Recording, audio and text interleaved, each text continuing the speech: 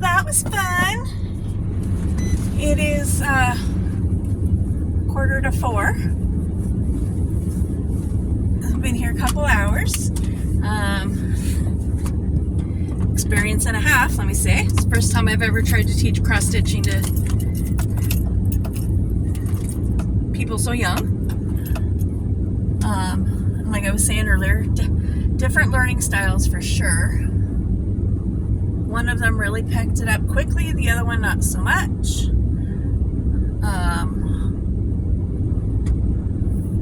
Once Mom got the hang of the loop stitch for starting, she kind of started rocking and rolling, and memory kicked in, and actually seemed to enjoy it this time, which was kind of cool. We kind of told our kids the stories about when she first tried it, the last time, and what a disaster it turned out to be. But she really seemed to enjoy it this time, so that's cool. The girls did seem to enjoy doing the cross stitch on the pegboard much better than on the fabric, which I totally get, because the kits they bought are 14 count Aida fabric, which is 14 squares per inch. Very, very, very tiny holes. So Mom did have some 11 count, so they're going to switch those out, do them on to the higher count fabric, and hopefully the younger, hopefully Madison enjoys it more with the bigger holes. I kind of introduced her to plastic canvas as well,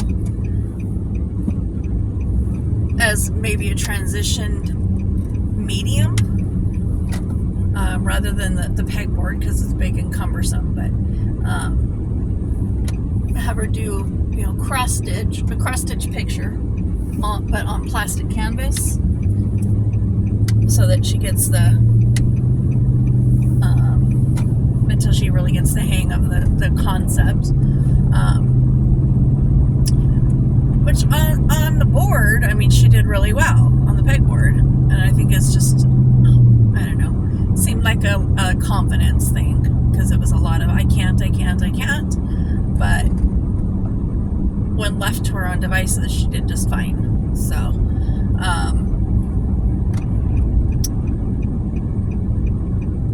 we got a year to play, and a year to learn, and a year for them to decide, okay, I've tried this enough times and I just really don't like it, or wow, okay, I'm getting the hang. Now that I got the hang of this is kind of fun. We'll see where that goes.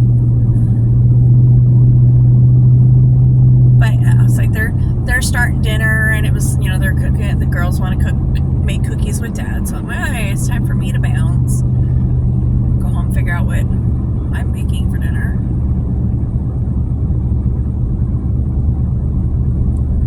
I'm thinking that I will do the ribs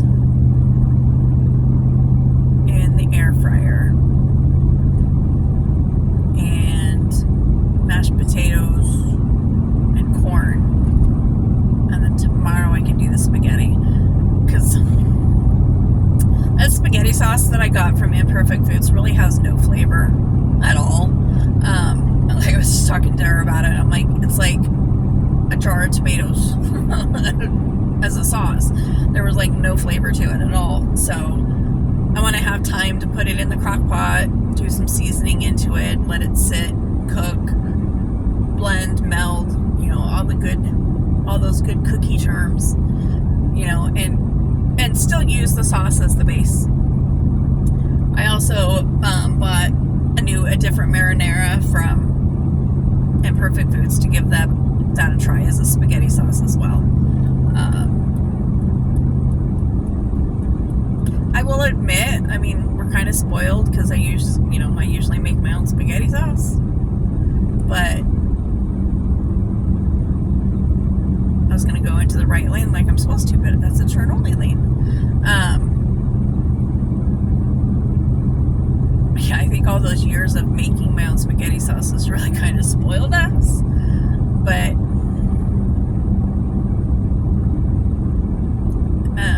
kind of gotten lazy about it. But I mean, if I have to like take a sauce and put it in the crock pot, put all the seasonings in there to make it flavorful, I might as well go back to making it from scratch, because that's what I do from scratch. So we'll see. I mean, I have these 4 jars. I mean, I have the 2 jars of spaghetti sauce that I bought the first time around, and then the thing of the marinara. I already know that I have to doctor up the jars, so once those 2 are done, I won't buy that one anymore. See how the marinara one tastes and kind of go from there.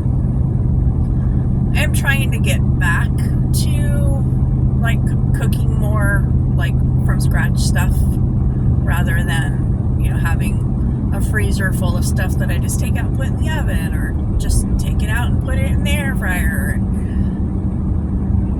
I say that as, you know, today we bought corn dogs and breaded chicken breasts and all this stuff, that French fries, stuff to just throw in and bake. But I'm trying to get back to like to you know, there's gonna be nights where it's like, screw it, just make something quick and easy. That was last night. I'm like, we had corn dogs and tater tots last night for dinner. But there's gonna be nights where it's gonna be like that, where it's like, just throw something in the oven, I don't really care. But I am trying to get back to cooking things from scratch, and, you know, eating better for both of us. I mean, I need to be, because with the diabetes diagnosis, you know, it's been, you know, 3 months now, and I'm like, have I really made a significant dietary change? No, not really. Should I? Absolutely. I will admit, I'm like, whoa, 1, 2, 3, 4 lanes. This is crazy. I'm like, what? Ah, that's a crazy lane. But again, when I was talking about the roundabout earlier, it was 4 lanes going into the roundabout. You know, so it was a very confusing roundabout.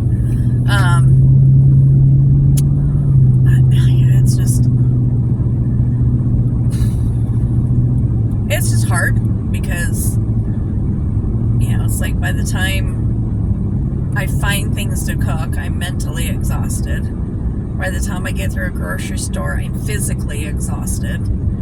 And so it's like, the last thing I want to do is then come home and cook. So I need to break it down into baby steps, you know, and then just kind of like 1 week go through and find the recipes, and then the next week we'll go buy all the supplies and get them, you know, get the prepping done and get whatever in the freezer, you know. But then that week that I'm prepping the food, be looking for new recipes, so that way I'm kind of like ahead of things. I have a plan in my head, and it seems like it's a viable plan, but can I get myself to do it? Probably not. It's gonna be honest. You know, I have a hard time sticking to anything more than a couple weeks.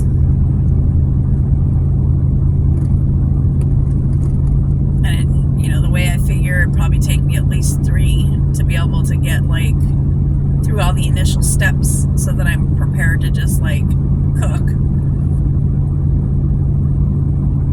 You know, so I'm already, you know, behind the 8 ball there. If you think about it, it's like by the time I'm actually cooking what I've prepared for, I'm already like at the point where I normally would quit doing stuff.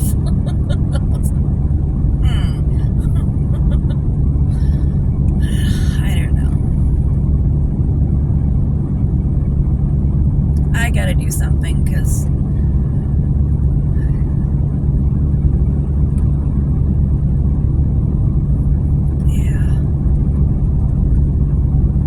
neither one of us are in a good bad space from a health standpoint. It's one of those things that drives me crazy, though, because my husband eats way worse than I do. Like, way worse. And in much higher quantities than I do. And other than being overweight, he's healthy. And I'm like, how is this? How is this? Damn genetics. You know, because everything on him is fine. Except, you know, he has high blood pressure. But his blood pressure is stable on medication. No matter, even though he's still eating like crap.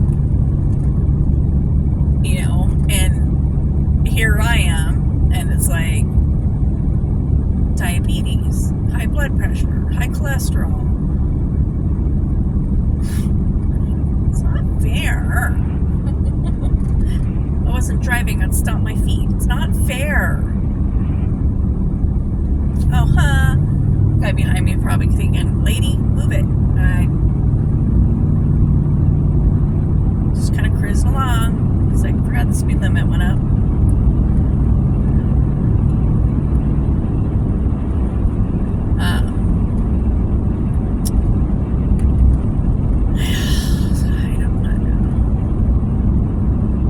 I mean, I kind of felt the same way about my accident. I'm like, how is this work, universe? I am a safe driver. I use my blinkers. I wear my seatbelt. I don't tailgate people. You know, I speed, but, you know, never more than 5 over. When a light turns green, I'm not like immediately gassing the, you know, flooring it and trying to get, you know, I'm not racing in and out of traffic, being all an angry, road raging driver like my husband is.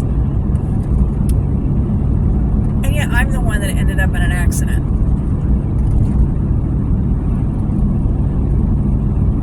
You know, he's the road rager. He's the one that gets right up on people's butts. He's the one that's flipping people off. He's the one that, you know, cuts people off. And it's like, and I'm the one that ended up in an accident.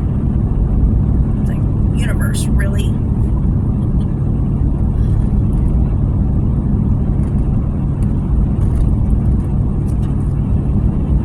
My kids could attest to my husband's road rage. They don't like, none of them, even as kids. But, you know, when it's supposed to be fun to go, wee, no. And none of them like driving with him now as adults. It's like he's super, super aggressive behind the wheel.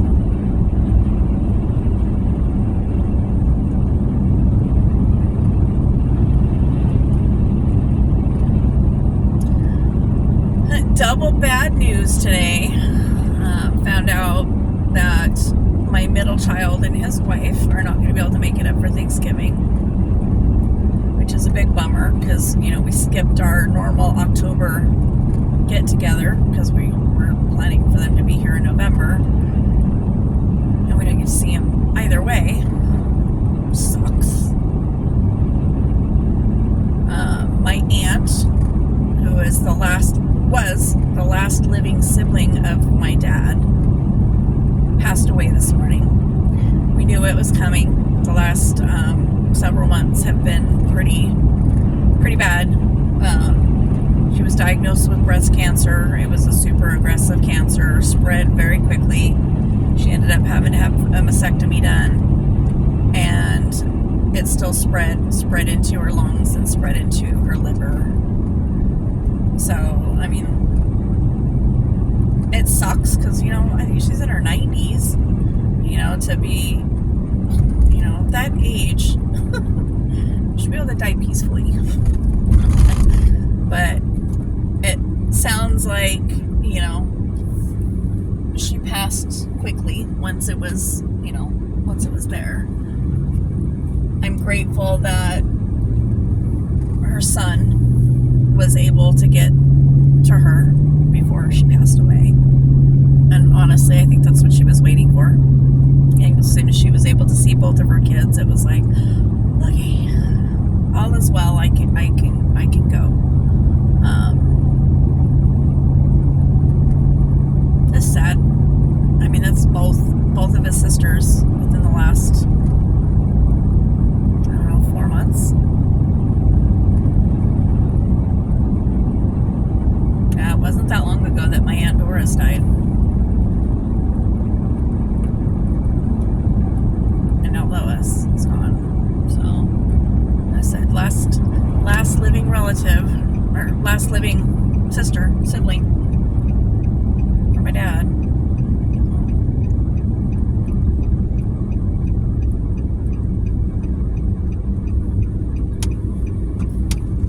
I turned my blinker on way early. Okay, good. Stop and check the mail.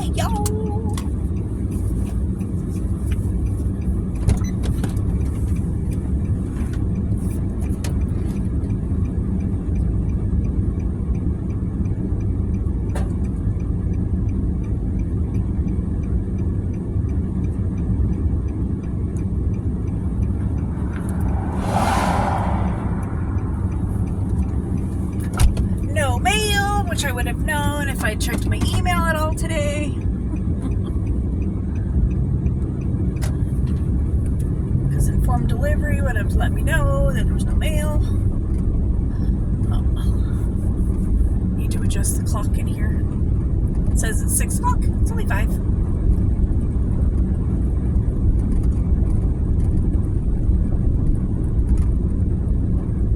Earlier I said 3:45. It was 4:45, not 3:45.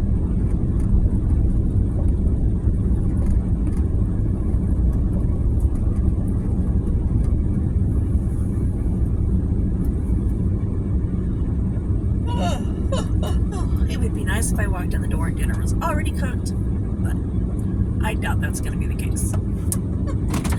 We are home, and I will catch up with y'all later.